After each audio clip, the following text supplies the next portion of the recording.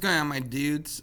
This is Math Time with Mr. G, and today we're going to talk about how we can find circle stuff if they give us different information. So the first thing we want to ask is, what's pi?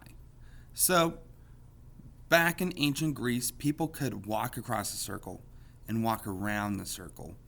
And they found that no matter how far across and how far wide, they could take this number and take the distance around divided by the distance across, and it always equaled this 3.14159 number.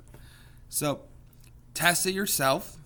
Take any circle you can think of, measure how far across it is, measure how far around it is, divide the big number by the little number, and you will always get pi. So pi is the distance around divided by the distance across.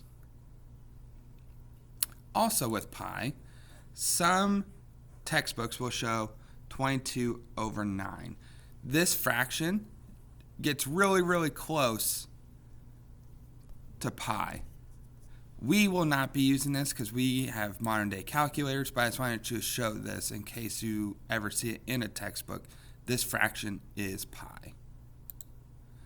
So let's say that they give us the area. Let's say the area is equal to, let's say, 40. And then they want us to find the radius. So again, our equation is area is equal to pi r squared.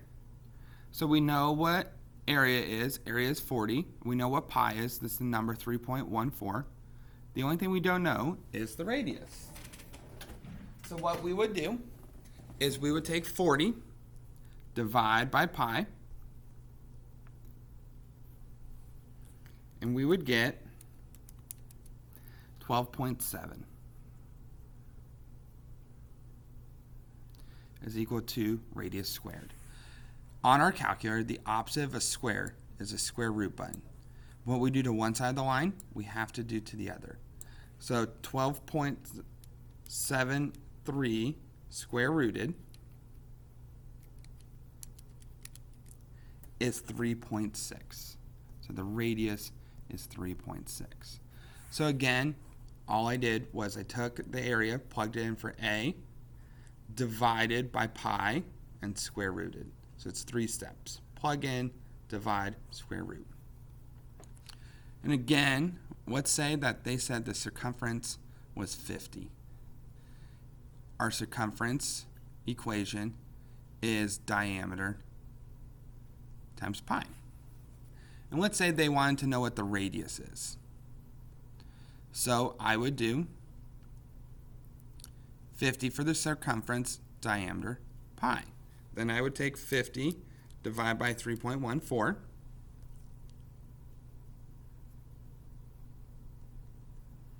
And I would get 15.9 is equal to diameter.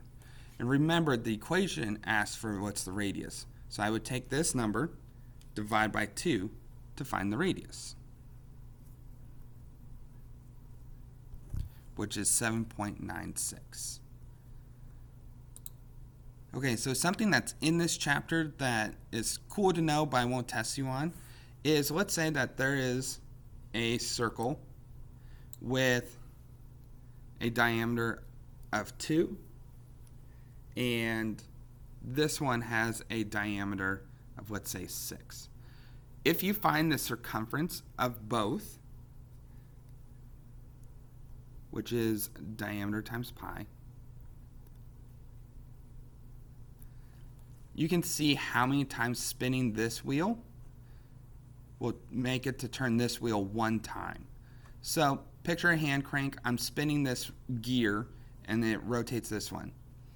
Because it is 3 times bigger, I would have to spin this one 3 times to move this wheel 1 time around. And picture like a hand crank when we do this. So I am strong enough to move this tiny one, and the tiny one is strong enough to move the big one. The complete opposite works in cars.